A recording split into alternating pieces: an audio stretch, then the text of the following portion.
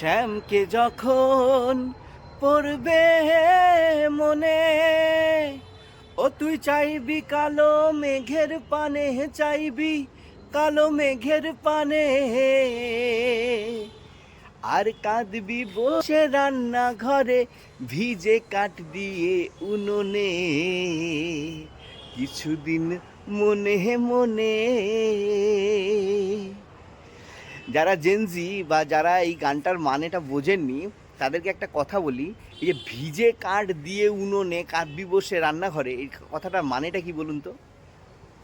মানে আগের দিনে তো লোকে উনুনে রান্না করতো, ও তখন মানে কাঠ দিয়েই রান্না হতো।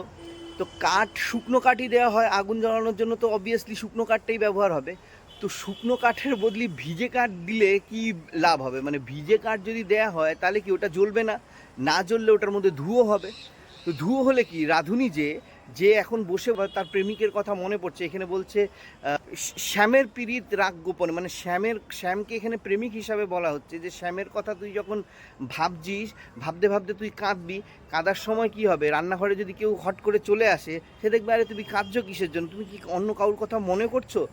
তো ওই প্রশ্নটাকে অ্যাভয়েড করার জন্য বলছে ভিজে কাঠ উনুনের মধ্যে দিয়ে দে, তাহলে ধুয়ো হবে। ধুয়ো হলে তো তোর চোখের মধ্যে এমনি জল আসবে, তখন কেউ যদি আসে আর দেখে তোর চোখে জল, তাহলে বুঝবে যে ওই যে ভিজে কাঠ দিয়েছে, ধুয়ো হচ্ছে, তাই জন্য চোখের মধ্যে জল চলে এসছে।